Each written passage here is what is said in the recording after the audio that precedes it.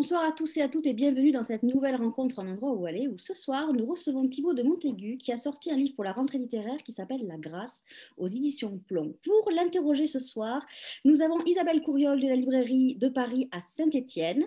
Avant de vous laisser la parole tous les deux, je vais rappeler à nos amis participants qu'ils peuvent poser des questions à Thibaut par mon intermédiaire en utilisant l'onglet Converser. Thibaut, Isabelle, je vous souhaite une belle rencontre et je vous dis à tout à l'heure. Merci Nathalie. Bonsoir à tous. Bonsoir Thibaut. Je suis ravie de pouvoir parler avec vous de ce très très beau roman que vous nous avez offert pour cette rentrée littéraire, La Grâce. Et j'aimerais qu'en quelques mots vous expliquiez quelle est la grâce dont vous parlez. La grâce, c'est la grâce qui m'a touché, alors que je m'y attendais pas du tout, que j'étais absolument athée et matérialiste. Un soir, voilà, dans un monastère, alors que j'étais sur les traces de Dupont de Ligonnès, voilà, j'ai eu tout d'un coup la certitude éblouissante que Dieu existait, et ça a bouleversé ma vie. Et pour en chercher le sens, voilà, j'ai enquêté sur la vie de mon oncle qui lui-même a été touché par la grâce à 37 ans comme moi. On va revenir sur tous ces personnages dont vous parlez. D'abord vous, qui êtes-vous au début de ce roman Vous, Thibaut de Montaigu, vous êtes journaliste, vous êtes écrivain, vous vivez à l'autre bout du monde. Alors, parlez-nous de vous au tout début. Alors, au début du livre, j'ai 37 ans, j'ai épousé une femme qui est argentine et donc j'ai déménagé à Buenos Aires, j'ai 2 enfants. Et alors que sur le papier, tout devrait bien aller, je suis victime d'une dépression assez sévère. Je me retrouve voilà, complètement amorphe et crucifié sur mon lit sans trouver plus aucun sens à l'existence. Et puis là, une psy me prend en main, me dit ce qui va vous sortir de là, c'est d'écrire. Vous êtes fait pour ça. Je suis sûr qu'en écrivant, vous trouverez vous-même le chemin qui vous sortira de ça.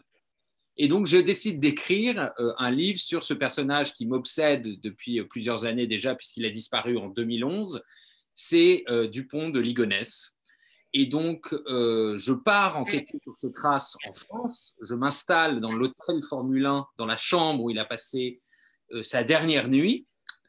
Et à partir de là, j'erre dans toutes les directions possibles pour essayer voilà, d'imaginer le parcours et ce qui a pu lui arriver après sa disparition.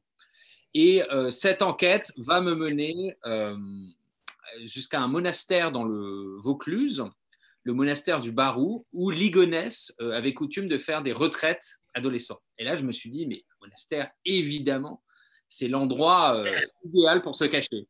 Et donc, moi, je suis allé dans ce monastère. Je n'avais jamais mis les pieds dans un tel lieu. J'étais à milieu de la religion. J'avais lu Nietzsche à 20 ans, donc pour moi, Dieu était mort. Et j'y suis allé, c'était vraiment Tintin au monastère. J'essayais d'ouvrir des portes, de passer par les fenêtres, enfin, j'enquêtais, je suivais les moines, j'essayais de comprendre où ils vivaient, de pénétrer dans le cloître des moines.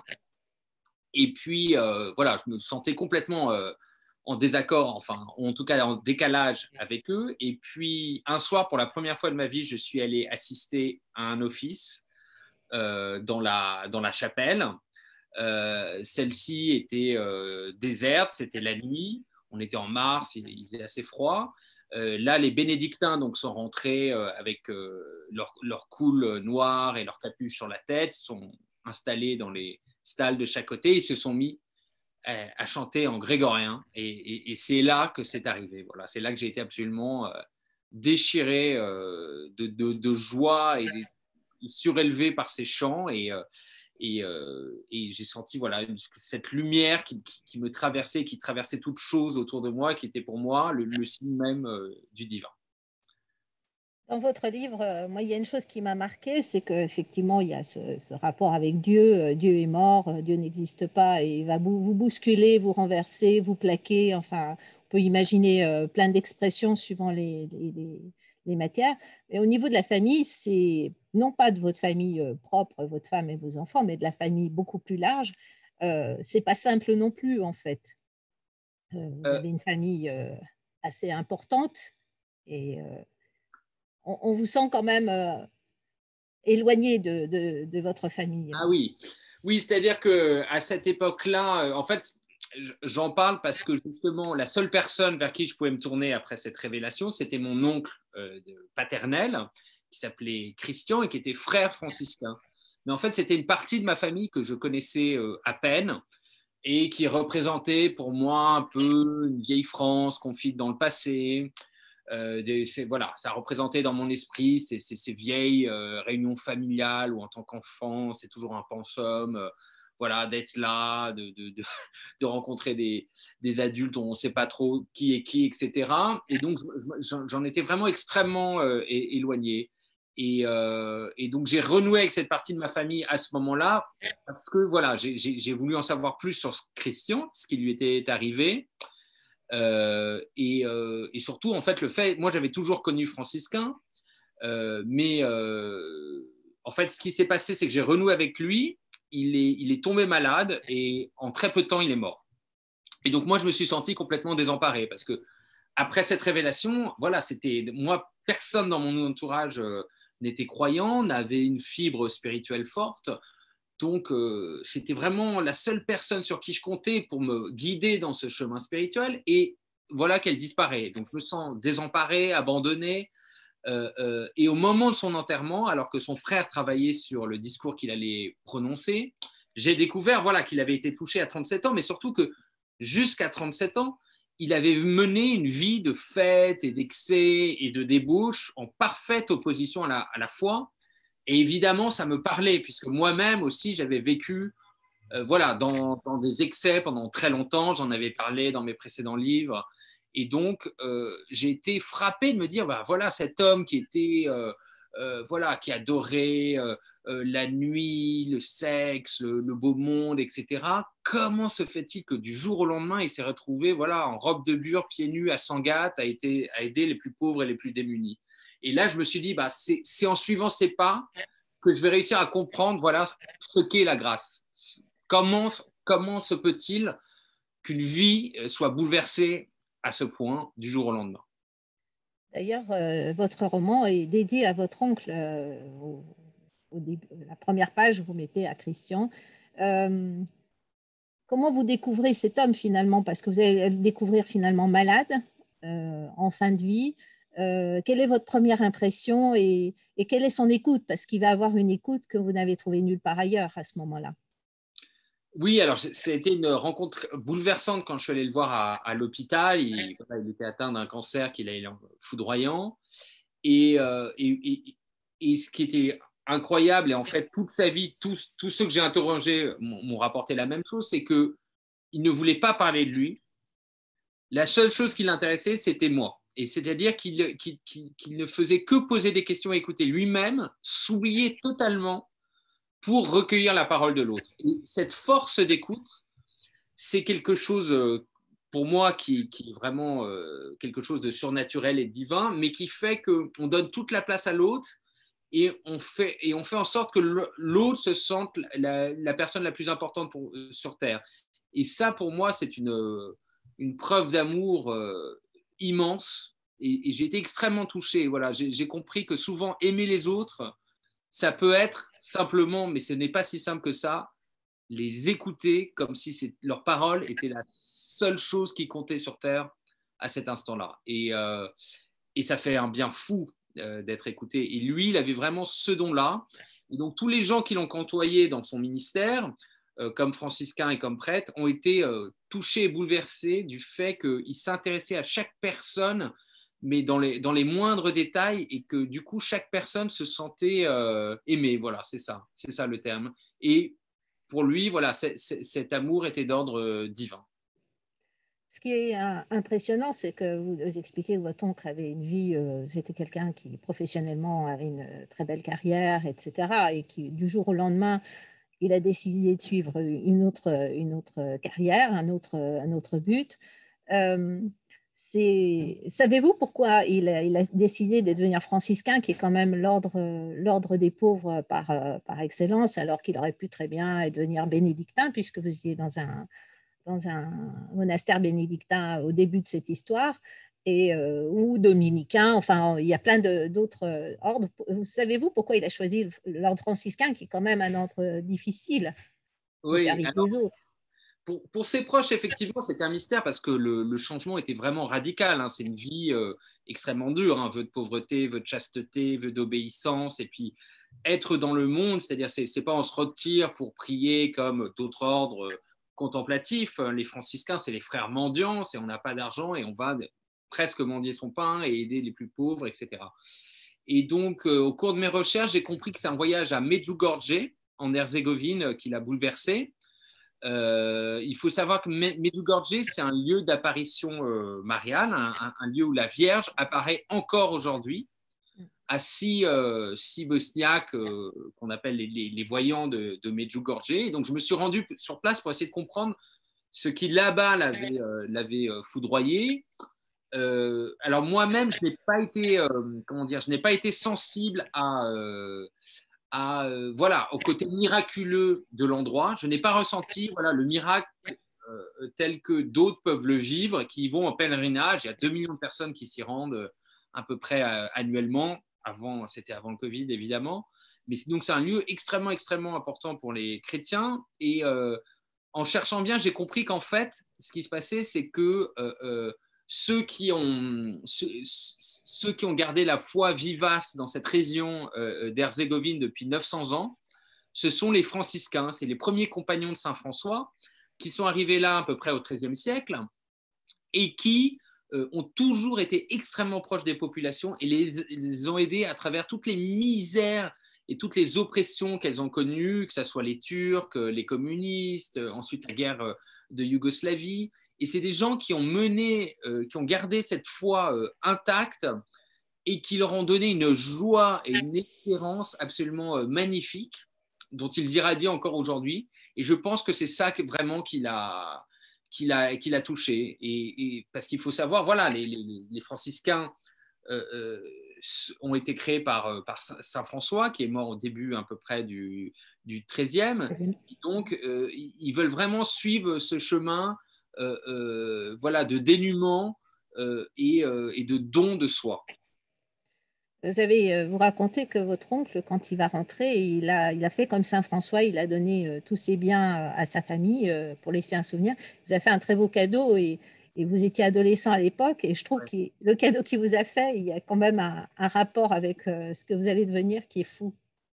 Oui, alors pour moi, évidemment, maintenant, tout est symbole et ce symbole-là est extrêmement fort parce qu'au moment où j'interrogeais ma mère sur Christian, parce que j'ai interrogé des centaines de personnes pour rendre vraiment ce roman, enfin ce récit vivant, et elle m'a dit « Ah, mais tiens, maintenant que j'y pense, Christian, au moment de rentrer dans les ordres, avait donné à chaque petit cousin, neveu, tout ça de la famille, un objet. Et elle m'apporte l'objet et tout ça, et c'était un stylo. Un très joli stylo, avec une plume en or. Et comment ne pas y voir un signe de Christian, voilà.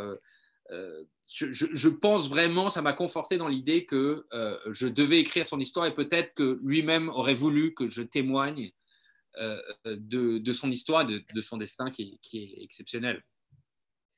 À côté de lui, il y a son saint patron, Saint François d'Assise, dont vous allez parler.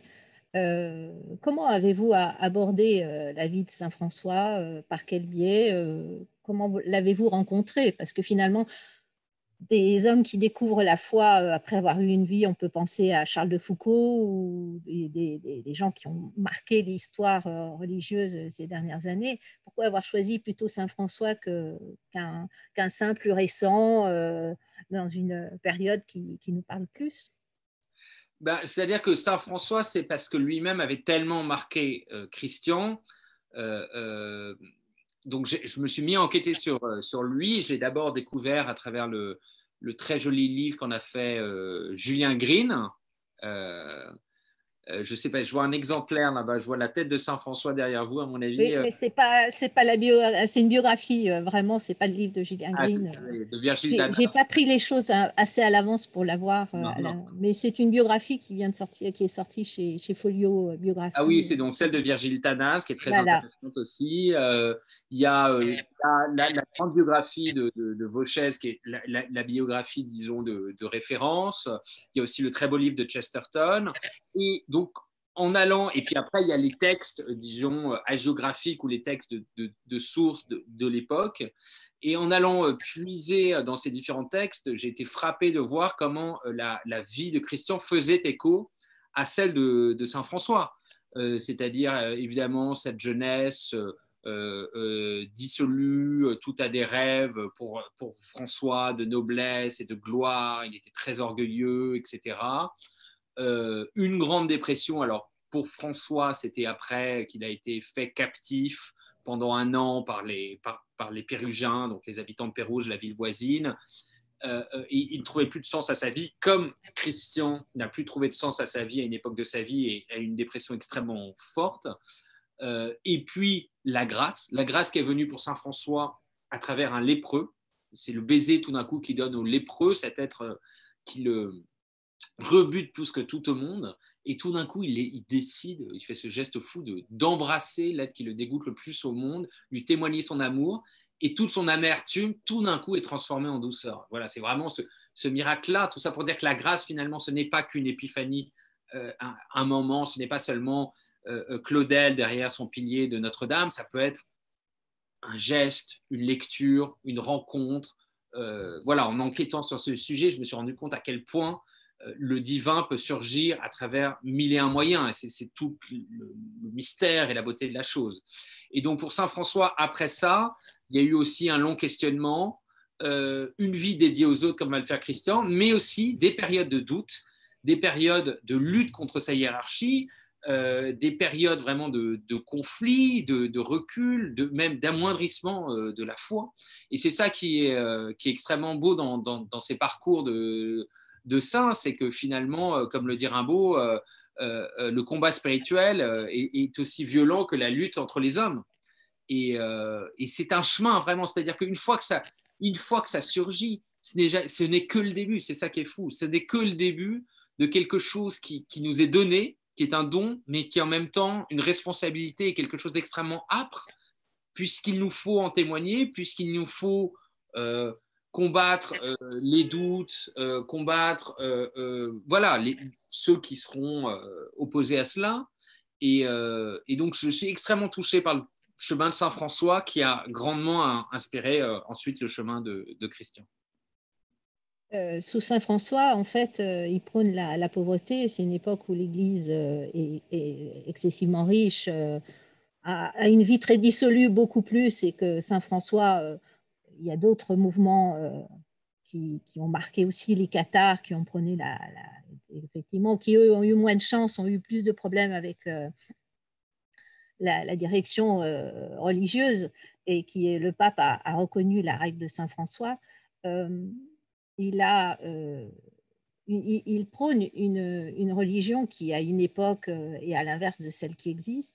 Pensez-vous que la foi aujourd'hui, dans notre 21e siècle, et finalement a du mal à se manifester ou à prôner vous expliquez que dans votre livre, vous avez beaucoup de mal à parler à vos amis qui peut-être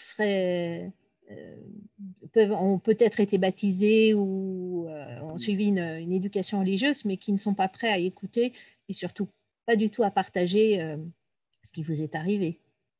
Oui, non, effectivement, c'est quelque chose qui est très difficile. Il y a beaucoup d'a priori, comme pour toute religion, c'est-à-dire qu'il y a une sorte de méfiance aujourd'hui pour les religions, et chacun, évidemment, est dans une logique plus individualiste. On veut être son seul producteur de valeur, on veut fabriquer sa propre spiritualité, mais je pense qu'en tout cas, le christianisme, comme les autres religions et les autres spiritualités en règle générale, dans cette époque-là, c'est moins par le versant de la raison qu'il faut en parler, c'est moins, c'est vraiment, à mon avis, ce qui peut toucher les gens, c'est le mysticisme, c'est-à-dire vraiment la possibilité d'un contact charnel avec Dieu tel que l'a vécu Saint François, que l'a vécu Christian, que je l'ai vécu moi-même, et c'est vraiment cette idée finalement de ramener Dieu sur terre, de se dire que finalement, il y a cette possibilité d'un point de tangence entre le matériel et l'absolu.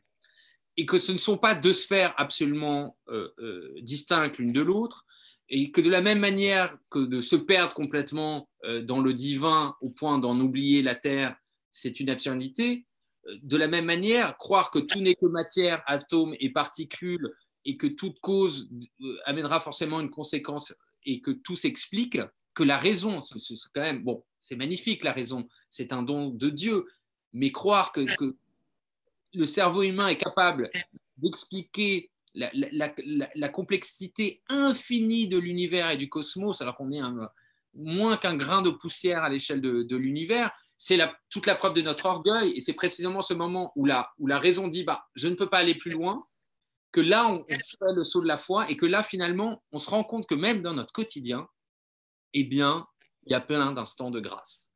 Et il suffit d'être attentif, il suffit de contempler, il suffit d'être en écoute, comme Christian, justement, de faire le vide en soi, d'arrêter de mettre toujours son ego et sa volonté devant pour arracher des choses au réel, mais d'écouter. Et on se rend compte que finalement, notre monde est plein de divin, en fait, quoi, déjà.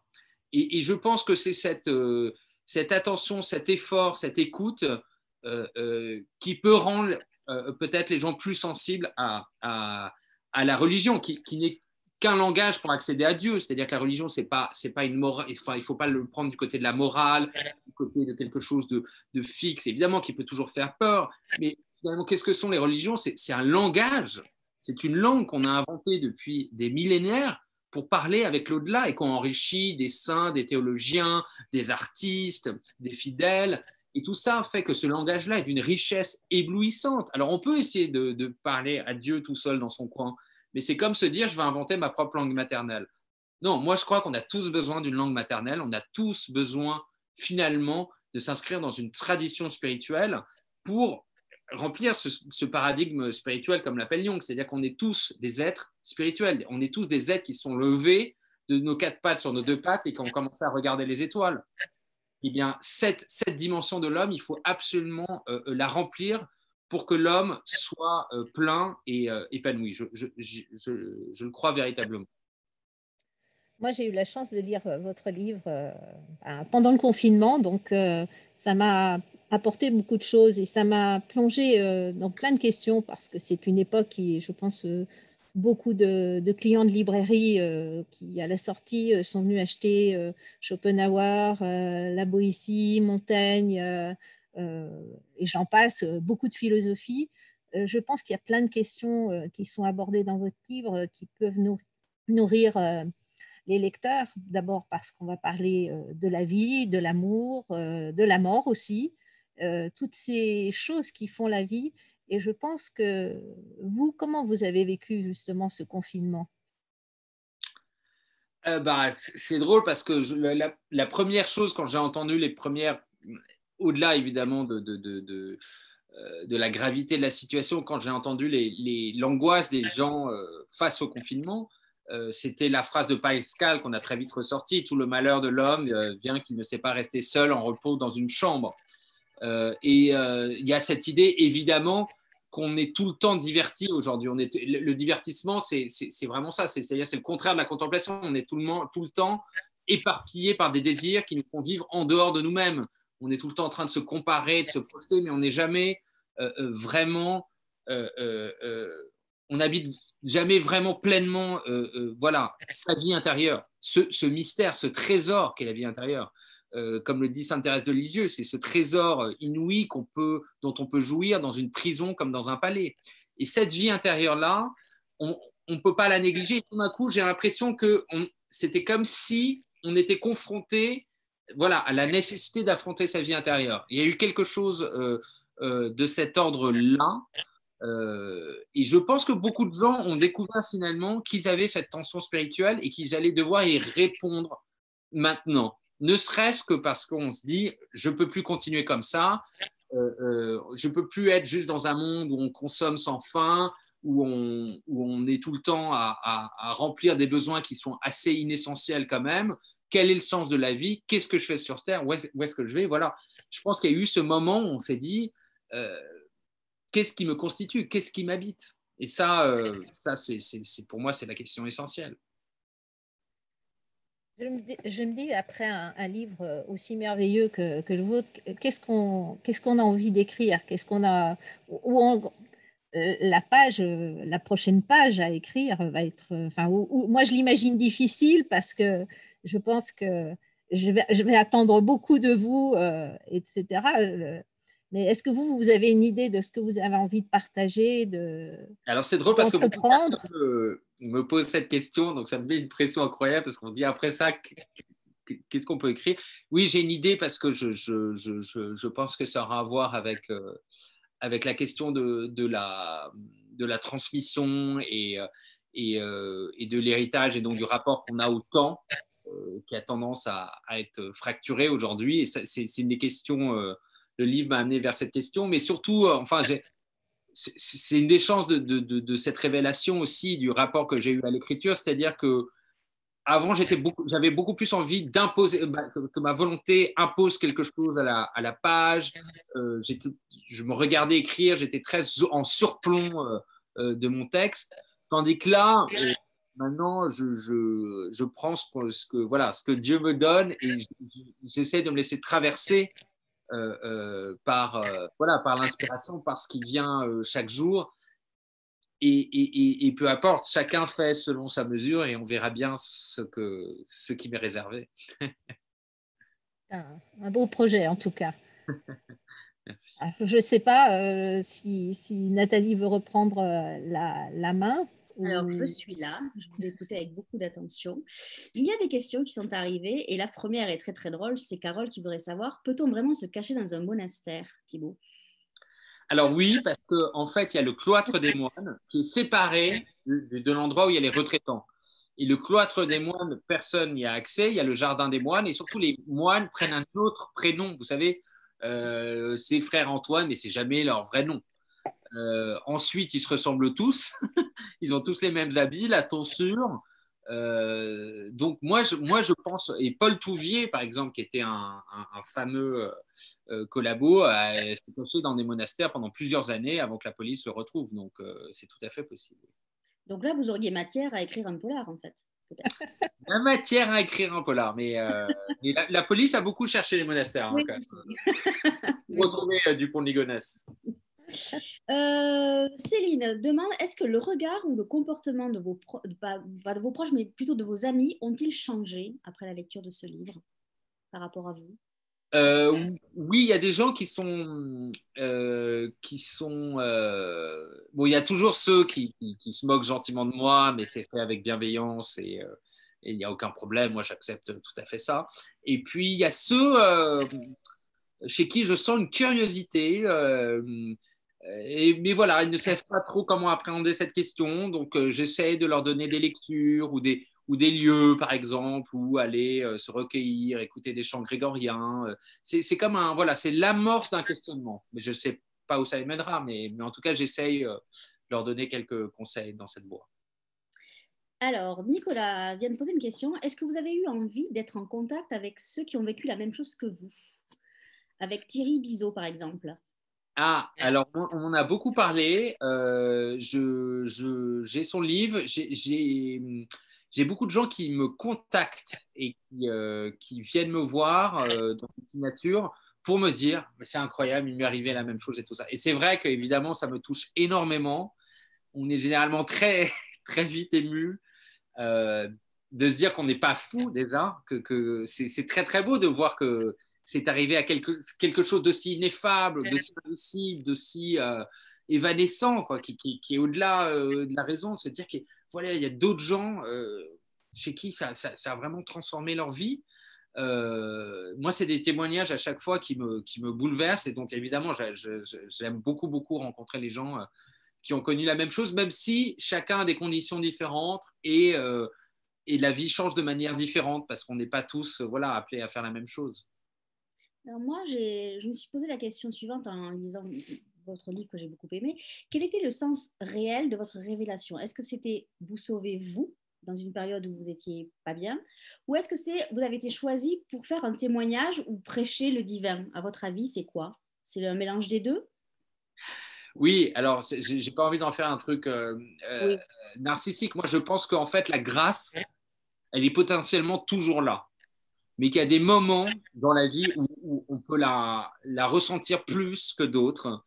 Et étonnamment, ça arrive souvent dans les moments où on est vraiment dans l'obscurité, parce qu'on a un peu fait le deuil de plein de choses autour de soi. On est beaucoup plus voilà, dans des périodes de recueillement ou de recherche. Et donc, ça arrive souvent dans ces moments-là. Après, je pense que toute grâce, il faut en témoigner. Voilà, moi j'ai ce livre, mais après, Christian en a témoigné dans ses actes, dans sa vie. Moi, j'aimerais avoir sa force voilà, d'écoute et de charité, de patience. Voilà, j'essaye d'être chaque jour une meilleure personne, mais à la fin du livre, j'ai compris que c'était ça peut-être le sens dans ce monastère, c'était d'écrire ce livre et surtout de rendre justice et rendre grâce à Christian et à Saint François et à tous ces personnes qui ont connu ces chemins uniques. Alors, Eliane demande si les signes continuent à parsemer votre vie. Oui, oui, ça a été la belle chose, c'est que ça s'est renforcé. Je n'ai pas eu de moment aussi bouleversant que cette révélation. Cette révélation, j'ai été fou, j'ai pleuré pendant 15 minutes sans relâche. J'ai vraiment une expérience de sortie de corps, on pourrait dire. Mais après, je doutais même de la réalité de la chose. Des signes qui sont moins forts, évidemment, mais bien sûr, bien sûr, bien sûr. Comme le dit le curé de Bernanos, tout est grâce. Il faut juste savoir le regarder et l'écouter, quoi. En tout cas, moi, je suis d'accord avec Isabelle. Je trouve que dans votre roman, il y a des questionnements qu'on peut s'approprier. Et ça, c'est très intéressant parce qu'en plus, j'ai envie de dire que ça nous élève. Et ça nous amène une réflexion peut-être qu'on ne se serait pas posée. Alors, est-ce qu'effectivement, de l'avoir lu aussi pendant le confinement nous a amené dans une réflexion personnelle? Mais moi, je trouve que c'est là aussi la force de votre roman. C'est ça. C'est-à-dire que d'un truc personnel, ça devient universel. Comment vous avez travaillé là-dessus? Ça vous est venu naturellement ou c'était vraiment une volonté de faire un sujet universel pour tout le monde? Non, vous avez tout à fait raison. Pour moi, le but, c'est que ça touche tout le monde, des non-croyants, des croyants, des gens de cultures différentes. Ma chance, c'était sans doute que comme je n'ai pas été élevé dans une culture religieuse forte ou quoi que ce soit, je n'avais que mes mots à moi pour traduire ce mystère finalement de l'absolu, mais c'est le mystère de la vie sur Terre, tout simplement. C'est le mystère de nos origines et du sens de l'existence. Bon, ce mystère-là, voilà, il existe depuis l'origine des temps et quoi qu'il arrive, je crois qu'il y a un moment dans nos vies, on est obligé de s'y confronter. On ne peut pas toujours l'éviter.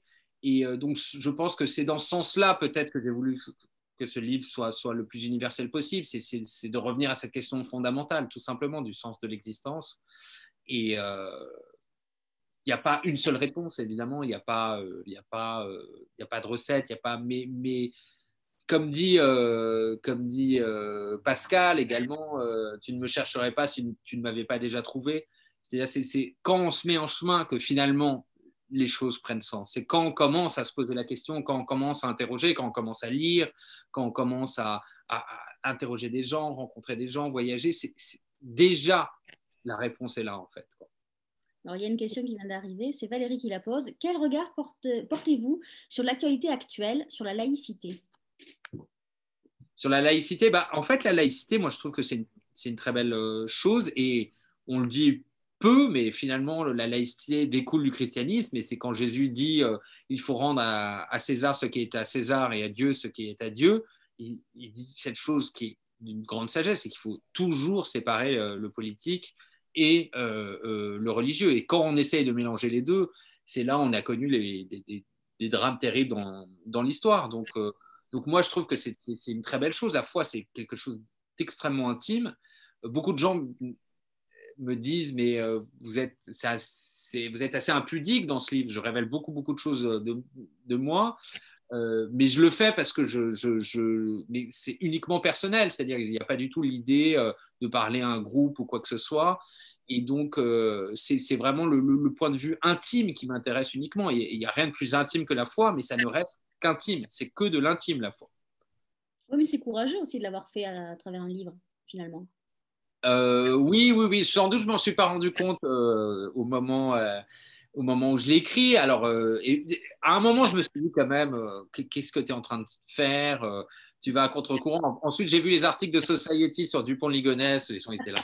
Tu aurais dû écrire sur Dupont de Ligonnès. Pourquoi tu allais t'emmerder à faire. C'est ça qui est intéressant parce que vous le résumez en disant que vous étiez parti rencontrer le diable et vous avez trouvé Dieu. Moi, j'ai envie de dire que vous étiez sur le chemin du mal et vous avez trouvé le bien. Moi, je préfère dire dans ce sens-là, c'est beaucoup plus soft.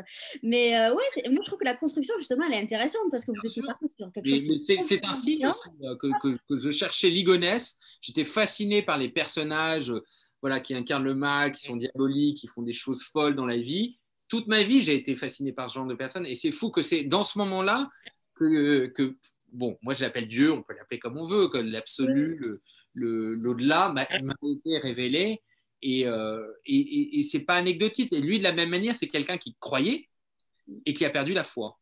Et comme dit Ivan Karamazov dans Les Frères Karamazov, si Dieu n'existe pas, alors tout est permis. Et lui, c'est vraiment ce qui lui est arrivé, quoi. Et ça a été son drame d'ailleurs. Donc il y a quelque chose, un jeu de miroir que je travaille dans tout le livre. C'est vrai qu'il y a 4 fils narratifs que j'ai essayé de garder dans ce livre, dans cette structure assez complexe. Évidemment, ma propre révélation, l'histoire de Christian, l'histoire de Saint François et aussi quand même celle de Ligonnès. Et alors, est-ce que le titre La Grâce est imposé de lui-même? Ah oui, dès le début. C'est un autre titre. Non, c'est celui-là tout de suite. Tout de suite. Ça j'ai eu de la chance, ça a été tout de suite, une évidence. Ouais. Est-ce qu'il aurait pu avoir un autre titre? Non, je pense pas. Hein. J'ai même pas envisagé non. un autre titre. Non, vraiment. Après, j'ai découvert dans mes lectures qu'il y avait un livre qui s'appelle La pesanteur et la grâce de Simone Weil. Qui est un livre sublime que je vous recommande d'ailleurs. C'est plus des aphorismes. Simone Weil, c'est aussi une convertie. C'est une grande philosophe, socialiste, d'origine juive, etc. Et qui va vers le christianisme, mais elle en parle d'une manière extrêmement puissante et surtout charnelle, quoi, intime. C'est pas du tout quelque chose de dogmatique ou d'imposé de l'extérieur. C'est quelque chose de vécu et c'est très très beau. Et est-ce que après avoir eu cette grâce, est-ce que ça a changé votre comportement? Est-ce que vous allez à la messe tous les dimanches? Parce qu'on se pose la question. Alors, je vais à la messe presque tous les dimanches ou sinon j'y vais quelques fois en semaine. Parce que je pense que le rite est important pour ce langage en fait. C'est comme c'est comme pour un sportif aller à la salle de sport ou quelque chose. Je pense que il faut ça s'alimente. La spiritualité s'alimente quoi qu'il arrive. On peut pas la laisser comme ça en jachère. Après je suis pas du tout j'aime beaucoup aller écouter du grégorien. Je vais quelques fois, comme mon emploi du temps me le permet, en retraite dans des monastères. Ça, j'aime faire ça énormément. Et puis voilà, j'essaye d'être au quotidien un tout petit peu plus une meilleure personne chaque jour. En tout cas, d'être un peu plus à l'écoute et tourner vers les autres. Mais bon, on fait avec les moyens du bord, avec ce qu'on est. Dieu nous prend tel qu'on est. Et vis-à-vis de vos enfants, ça se passe comment? Du coup, j'ai décidé de leur enseigner ça sans que ça soit rigide, sans que ça soit un pensum, etc. Mais c'est surtout sentir le fait pour eux qu'ils sont habités, quoi. Qu'ils ont une âme, qu'ils sont habités. Je pense que c'est très, très important. De se sentir habité dans la vie, je pense que ça donne une grande force dans l'existence ensuite. Donc, c'est pas du tout quelque chose de dogmatique. C'est pas parce que moi-même, je l'ai pas, mais c'est vraiment leur faire sentir ce côté mystique, quoi. C'est-à-dire ce contact charnel avec Dieu. Ils portent Dieu en eux. Alors moi, je vais poser une question et à Isabelle et à vous, Thibaut. J'ai lu partout qu'on disait que votre livre était le livre du catholique ou du chrétien par excellence. Est-ce que vous êtes d'accord avec, j'ai envie de dire, ce raccourci? Parce que moi, je ne suis pas tout à fait d'accord avec ça. Moi, j'ai pas entendu ça. C'est la première fois qu'on me le dit. Donc, Si, j'ai lu ça. J'ai vu passer ça beaucoup. Ah bon? Ouais. Non, alors je pense que c'est surtout les parcours de conversion, je pense. C'est un parcours qu'on retrouve énormément dans le christianisme. Donc je pense que de ce point de vue-là, ça parle beaucoup. Mais sinon, en tout cas, c'est pour ça que je pense qu'il plaît à énormément de lecteurs et de plus en plus, et surtout des gens très éloignés, c'est qu'ils n'utilisent pas du tout, pour le coup, le vocabulaire catholique ou religieux, quoi. Je pense c'est un livre qui est quand même le plus ouvert possible. Enfin, je ne sais pas ce qu'en pense Isabelle. On va demander Moi, je pense que c'est un livre sur, effectivement sur soi-même, sur un retour sur soi-même, religieux, oui, mais ça parle aussi, on le disait, de tout le monde en fait. On est tous confrontés un jour ou l'autre à la mort, à l'amour, à des gens qui sont extraordinaires, qui ne sont pas forcément religieux et qui sont capables de donner leur chemise, ou la moitié de leur chemise pour faire comme Saint-Martin. C'est quelque chose qui parle beaucoup plus général et je trouve que c'est pas non plus un donneur de leçons. Moi, c'est ce qui me... Bon, il y a l'admiration pour Christian et je pense qu'on ne peut qu'être admiratif vis-à-vis de ces gens-là qui sont capables de tout laisser et de vivre une vie en attendant que les petits oiseaux les nourrissent, enfin comme le bon Dieu, comme on disait quand j'étais petite, le bon Dieu les nourrisse les petits oiseaux et de la même façon, ça me fait penser aux moines bouddhistes qui le matin vont récupérer leur grain de riz pour la journée et qui sont capables d'être auprès des autres, de ne pas penser à eux-mêmes, etc. Et je pense que c'est pas... non, moi, c'est effectivement des conversions, mais peut-être parce qu'on est aussi dans une civilisation et une société où le religieux a été un peu mis de côté, on n'en parle pas trop. Moi, je suis toujours fascinée par... quand on parle de la mort, on dit genre, ah non, il ne faut surtout pas en parler parce que on essaye de la supprimer, la repousser au plus loin, alors que on est dans une période où la mort est parfois... je pense qu'il y a 50 ou 60 ans, on n'aurait pas du tout réagi de la même façon vis-à-vis de ce livre, parce qu'on n'avait pas du tout les mêmes impressions. Et moi, je ne suis pas du tout d'accord avec ce genre d'impression. En tout cas, il y a aussi une question que je voulais vous poser, Thibaut. Dans votre roman, vous parlez de 100 ans de solitude. Est-ce que ce livre a été important pour vous? Ah, c'est un livre que j'ai trouvé absolument merveilleux, qui m'a ouvert les portes de l'Amérique latine, où j'ai vécu justement, et qui, voilà, un continent que j'adore. J'adore le réalisme magique. Mais si j'en parle, c'est vraiment voilà, sur cette question de l'inspiration et comment l'idée du livre lui est arrivée, comme ça, un foudroiement subite sur une route où il était justement avec ses enfants, sa femme, il partait en vacances à Acapulco.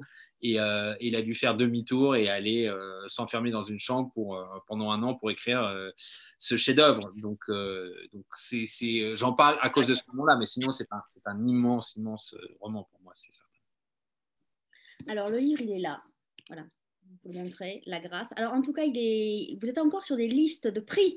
Donc, on va souhaiter une belle trajectoire à La Grâce. On espère que ça va aller jusqu'au bout. Moi, je trouve que vous méritez, parce que je pense qu'Isabelle sera d'accord avec moi, je trouve qu'il est détonnant dans cette rentrée littéraire. Il est particulier, il apporte beaucoup de choses et il est très lumineux. Et vraiment, il a un réconfort de lecture. Et très pudique en même temps. Ouais. C'est très pudique comme livre, alors que moi j'ai vraiment beaucoup aimé ce livre. J'en ai parlé à beaucoup de gens et c'est vrai qu'il fait tilt quand on en parle.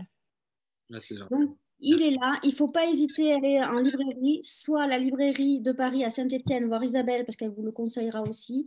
Dans toutes les librairies les plus proches de chez vous. Vous pouvez aussi l'acheter directement sur notre site, un endroit où aller. Il y a un bouton à cet effet qui vous dirige vers les plateformes de librairie indépendantes ou sur le site marchand de la librairie de Paris.